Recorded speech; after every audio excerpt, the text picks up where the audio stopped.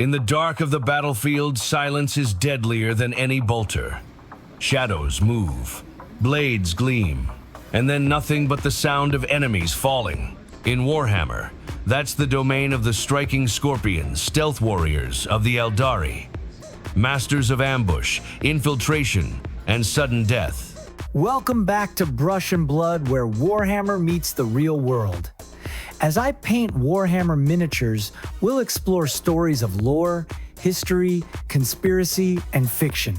Today, I'm painting a squad of striking scorpions. And while I highlight their emerald armor and deadly chainswords, we'll compare them to real-world infiltration units like the Navy SEALs and explore how shadow warriors shape both history and imagination. Who are the striking scorpions? The striking scorpions are one of the Aeldari aspect warrior shrines. Where howling banshees embody speed and terror, scorpions embody patience and silence. Clad in green armor, they crawl through ruins, jungles, and tunnels. Their signature weapon is the chainsword, paired with a shuriken pistol. And their leaders, the Exarchs, wield the terrifying scorpion's claw, a massive power fist with an integrated shuriken catapult. They represent the Aeldari at their most predatory, not charging like banshees or dueling like dire avengers, but waiting, watching, striking when the enemy least expects it. The path to the scorpion. To become a striking scorpion, an Aeldari walks the path of the warrior, a discipline that consumes them entirely. They study silence, patience, ambush, hours of waiting without moving, controlling breath and heartbeat until they can vanish into shadow as if they weren't even there. It's not just about skill with a blade. It's about mindset becoming the predator, never the prey. In this way, the scorpions are like the ninja of feudal Japan. Ninja were chosen and trained to move silently, strike at night, and infiltrate where armies could not. While samurai fought in the open, ninja relied on assassination, sabotage, and ambush to bring down stronger foes. Just like striking scorpions, ninja weren't about glory. They were about results. The striking scorpions are defined as much by their weapons as by their silence. Their chainswords aren't elegant dueling blades, they're savage tools of ambush roaring to life in the moment of the kill. Their shuriken pistols let them pepper enemies with a hail of monomolecular discs striking from cover before rushing in. And the scorpion's claw, wielded by Exarchs, is both weapon and symbol, a massive power fist that can crush armor while spitting shuriken fire at point-blank range. These aren't weapons for open battle lines. They're tools for assassins designed to terrify as much as to kill. In feudal Japan, ninja carried weapons with the same philosophy. Instead of chainswords, they used short blades and sickles compact, brutal tools for close combat in tight spaces. Instead of shuriken pistols, they hurled shuriken and kunai, small projectiles meant to distract, wound, or kill from the shadows. And like the scorpion's claw, ninjas sometimes use climbing claws or disguised weapons tools that could grip, slash, or surprise opponents who expected something else. Just like the striking scorpions, the ninja's arsenal wasn't about honor or spectacle. It was about efficiency, ending a fight before the enemy even realized it had begun. Fun facts and lore. Some quick lore about the striking scorpions. They were founded by Karandras the Shadow Hunter, a phoenix lord who turned ambush into art. Their armor is heavier than most aspect warriors, letting them strike hard and survive close combat. Their training emphasizes silent patience, waiting in ambush for hours, even days. Scorpion Exarchs carry scorpion's claws, weapons that crush armor like tin cans. On the tabletop, striking scorpions excel at infiltration, slipping behind enemy lines to strike where defenses are weak. The scorpions aren't about glory.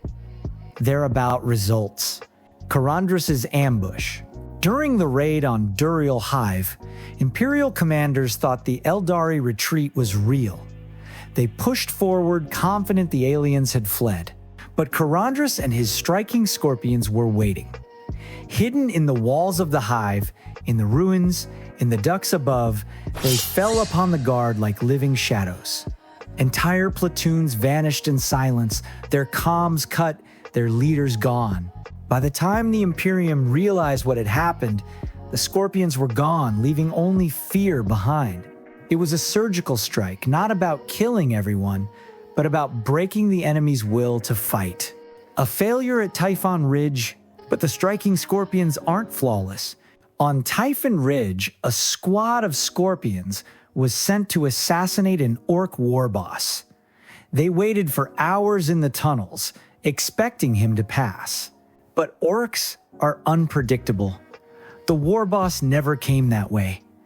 Instead, the scorpions found themselves cut off, surrounded by mobs of boys. Their chainswords roared, their pistols spat shuriken, but stealth had failed, and orcs don't fear shadows. Only a handful escaped. The mission was a failure, and the orcs swept on. That's the danger of being a hunter. If the prey moves wrong, the predator starves. Even the deadliest assassins can be undone by chance. Real-world parallel Navy SEALs. In the real world, the closest comparison are special forces units like the US Navy SEALs. During the Bin Laden raid in 2011, SEAL Team 6 infiltrated Pakistan under the cover of night. Their mission was precision: get in, strike hard, and vanish. That same philosophy drives striking scorpions. They don't win wars by themselves, but they strike at the heart, removing key leaders, sowing fear, and turning battles before they begin. Whether in the streets of a hive city or the mountains of Abbottabad, the principle is the same. Strike unseen and end the fight before it starts. Pop culture parallels: Helm's Deep, The Lord of the Rings. In the fortress's darkest hour, every ambush from the shadows bought precious minutes. That same patience and positioning defines striking scorpion tactics. Naruto's Shinobi. In Naruto, ninja embodies silence, infiltration, and sudden death. Like the scorpions, they rely on patience and precision to strike where the enemy least expects. The Eminence in Shadow. Its leader, Sid Kaganu, thrives on being unseen, manipulating events, and letting his Shadow Garden strike where enemies never expected danger. That philosophy mirrors the striking scorpion's perfectly power, not in open battle, but in shaping the fight from the shadows.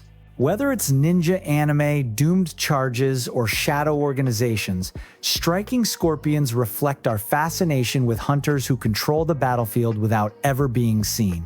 Psychology of stealth warriors. Why do shadow warriors like the striking scorpions fascinate us? Because they embody control. They're never surprised. They're the ones waiting in the dark. Psychologists call this the predator-prey reversal.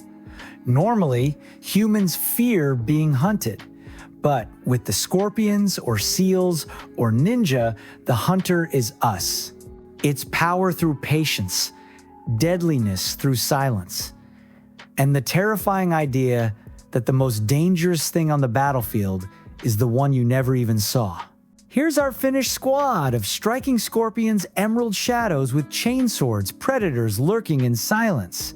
Also, a quick shout out to Matt for inspiring today's mini choice. These assassins were a blast to work on. In the next episode of Brush and Blood, we'll trade stealth for command painting Lord Marshal Drellrer, one of the Imperium's greatest generals. 2. Disclaimer: this episode is for entertainment purposes only. Some details in the lore or history may not be exact. This is about fun storytelling and painting minis, not perfect accuracy. Don't forget to like, subscribe, and ring the bell so you don't miss it. And tell me in the comments, do you prefer fast and loud armies like orcs and world eaters? Sneaky infiltration units like scorpions and Raven Guard, or disciplined commanders like Drellrer?